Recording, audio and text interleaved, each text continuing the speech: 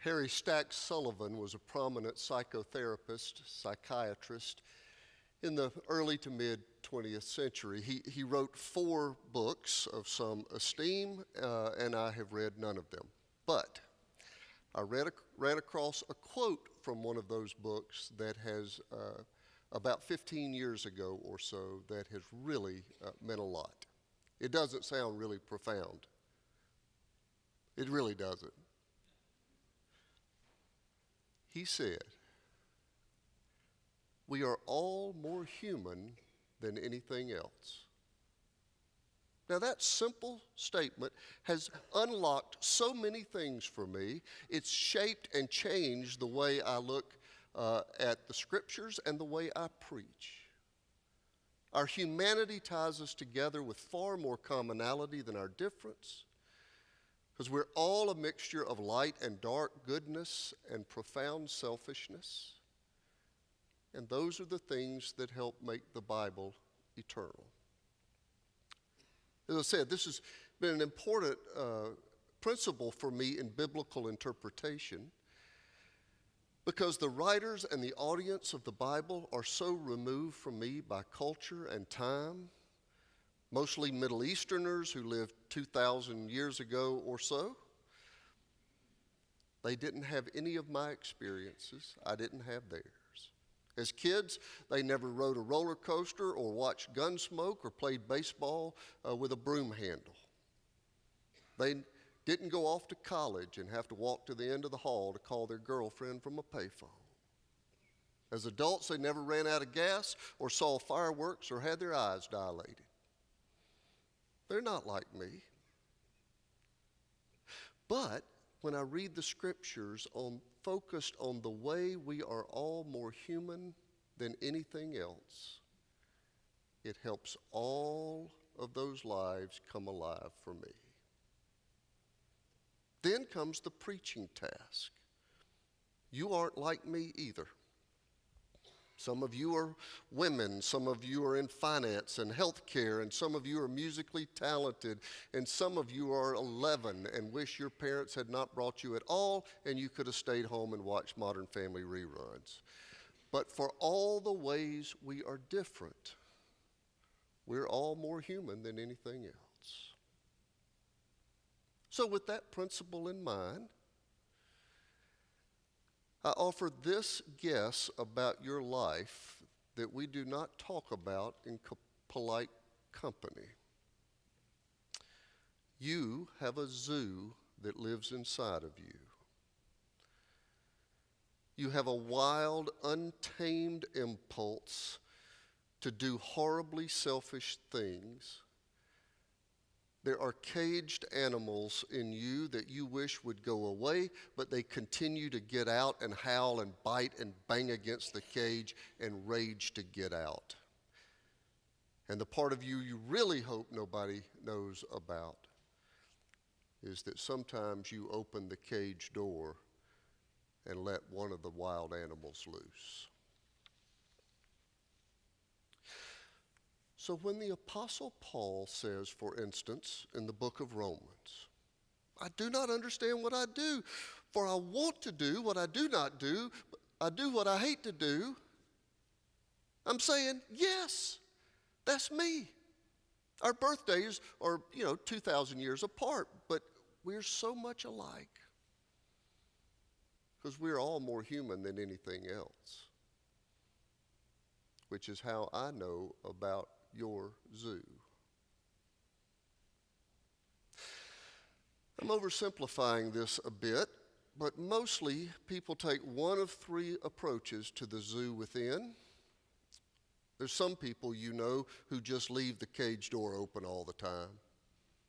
They just live in open pursuit of their appetites. They let every hungry animal roam and devour, and they don't much care.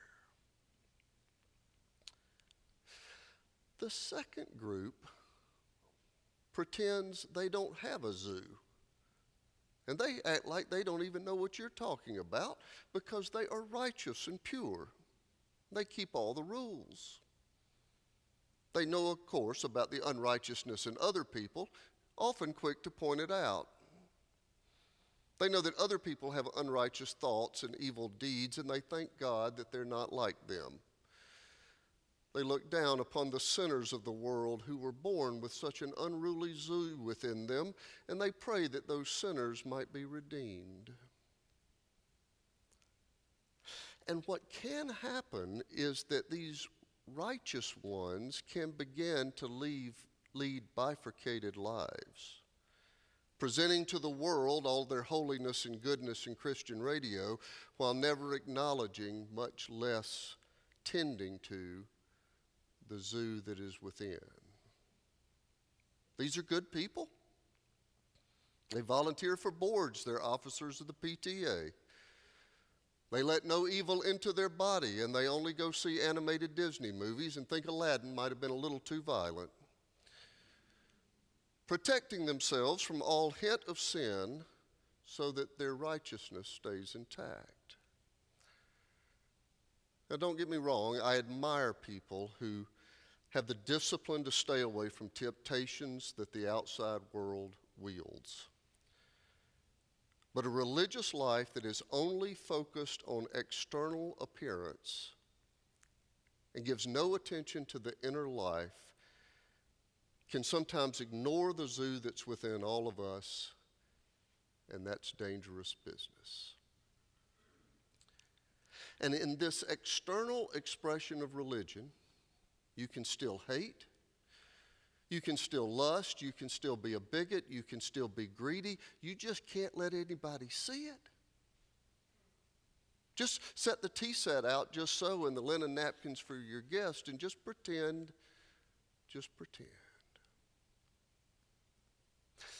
The biblical story today introduces us to a group of people who are nothing like us, except that they're more human than anything else. The story features a group of religious people who are focused on the external values of their faith. Like today, there were religious rituals that distinguished the faithful. Outer stuff that you show to let others know you're part of a club, like a fish on the back window of your car. If you're religious, then you washed your hands in a particular way, a particularly ritually purifying way. And all the other religious people did. That's how you would know. And if you were religious, there were some foods you didn't eat. It was the way you demonstrated in the world that you were a part of the group, that you were among the God-fearing. And some people noticed that Jesus' followers didn't do the ceremonial hand washing that was the tradition of the elders. So they confronted him. They asked him, "Why do your disciples not live according to the tradition of the elders, but eat with defiled hands?" And Jesus replied harshly. Jesus called them hypocrites. Hypocrite is a word that derives from the Greek meaning acting out a theatrical role. Hypocrisy is acting on the outside something you are not living on the inside. I'm acting like Hamlet. I'm not Hamlet, but today I'm acting like Hamlet. I am not a doctor, but I play one on TV. Hypocrisy. A hypocrite is acting out here in a way that does not match in here. Then Jesus called the crowd again and said to them, "Listen to me, all of you, and understand. There is nothing outside a person that going in can defile, but the things that come out are what defile." You're all worried about the external, the looking religious so people will see it, and giving no attention to the inner life. You can care so much about religious appearances that you neglect the inner world, and it's dangerous to pretend you don't have a zoo in you.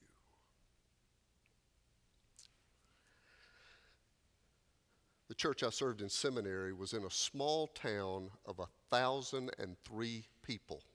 They said. I don't know how they knew 1,003. I suppose they changed the sign right before Melissa and I moved in. It was 1,003 people in this little town. They were about 50 years behind the rest of America, and some of that was really charming, some of it was really disturbing. But this story really happened. I'm going to change the names, and I might embellish a little, but I'm not embellishing much. This is really, really how this went. One Sunday afternoon, Lois, my neighbor, fellow church member, called me to come over to her house, and she was in a snit. She was fit to be tied because of that afternoon's deacon ordination right after church. Outraged, embarrassed, we will be the laughingstock of the community, she said. She was just wild. I thought everything went fine. I was at the meeting. I couldn't imagine why she was so riled up. But Lois told me she had seen nothing like this since Horace Kitt had been elected 12 years back. She went on to tell me the sordid gossip about the rumors of Horace and the bank teller Kim, and everybody in town knew that Kim is a floozy, and you didn't hear it from me, but some say that now Kim has her eyes on Kevin Garner since his divorce.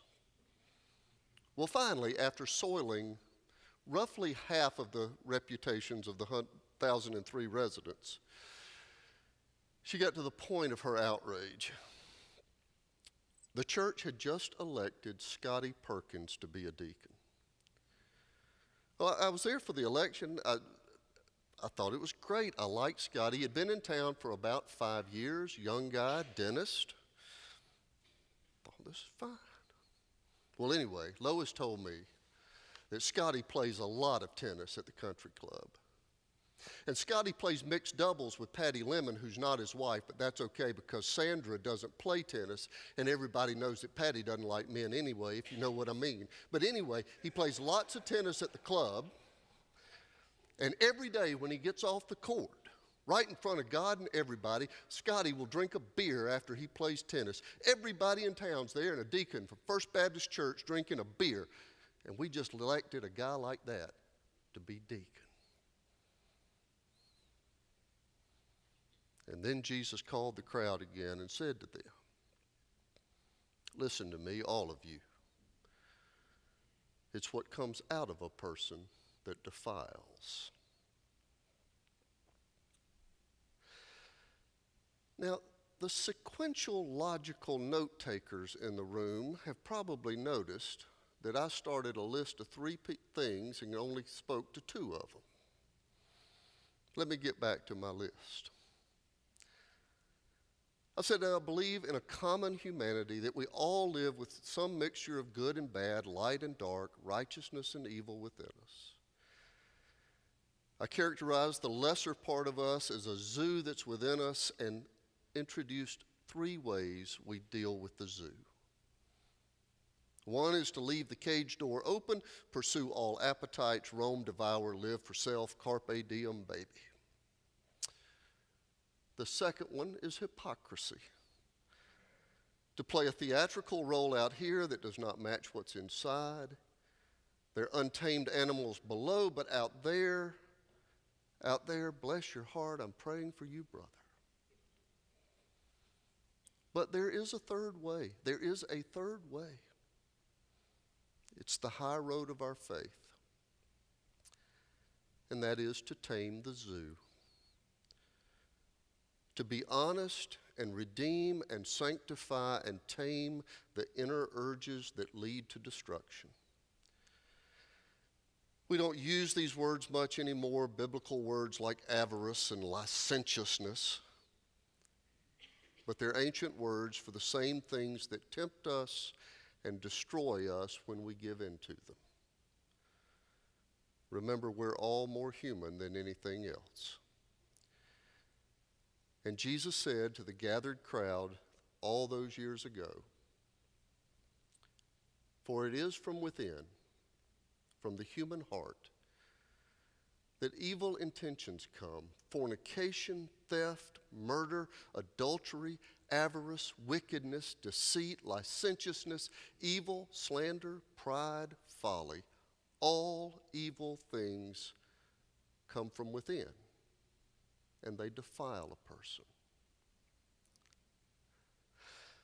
The third way is to redeem the zoo, to tame the animals so they do not rule us. And through prayer and worship and other Christian disciplines, we move toward wholeness. We do the work of integration. Theologian Paul Tillich says that self-integration is actualized when we find our center and we move out of our center in freedom and courage. Then we return to it to be enriched and deepened. I'm using my words now. We work to redeem the zoo so that our core self is no longer divided. We operate out of spiritual health and moral integrity. We don't act anymore like an actor who has a mask on the outside and a different reality within. Instead, we move toward an integration of self, redeeming our selfish impulses until our inner self and our outer self operate together with integrity.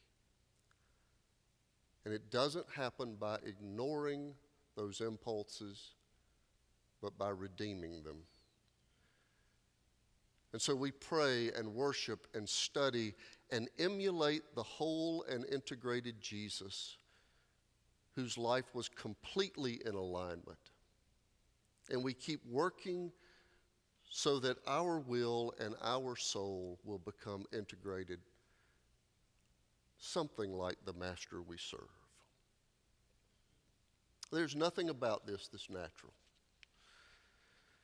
To reshape our souls so that our inner life and our outer life are congruent is a big part of the curriculum of the church, which is why we keep coming together. We will not do this work on our own.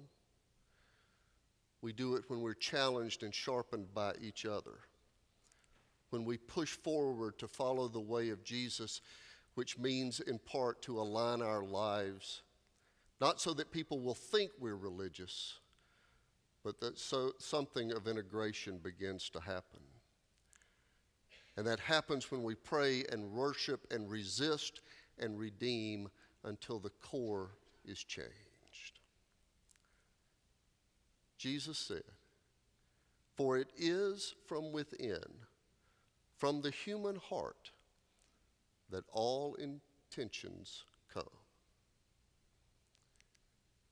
However Jesus is speaking to you today on this matter or any other, I stand down front to receive you and pray with you, or perhaps celebrate with you. But stand and sing and respond however you feel led.